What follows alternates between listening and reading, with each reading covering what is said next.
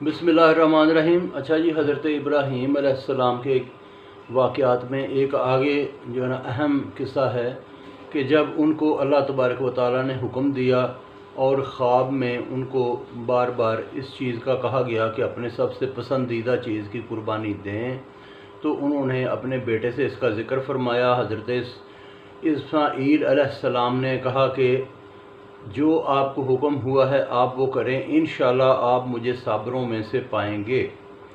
तो उसी तरह से फिर आगे वो जो है ना वाक़या पूरा है कि गए और उन्होंने हज़रत इस्माईल अलैहिस्सलाम को लटाया, छुरी चलाई तो कुदरत की तरफ से, अल्लाह की तरफ से एक दुम्बा आया, वो ज़िबा हो गया और हज़रत इस्माईल अलैहिस्सलाम करीब खड़े मुस्कुरा रहे थे।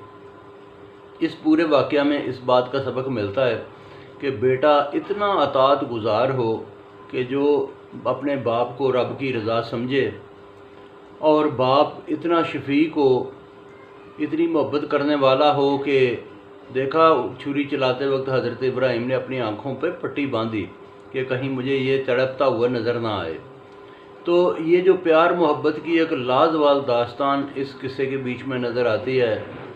अल्लाह तबारक व तआला ने उस आजमाइश से निकाला और दोनों हंसी खुशी वापस आए। तो आजकल के माँ बाप को भी चाहिए कि वो औलाद के साथ शफ़क़त से पेश आएँ और बच्चों को चाहिए कि वो अपने माँ बाप की बात मानें। बहुत शुक्रिया।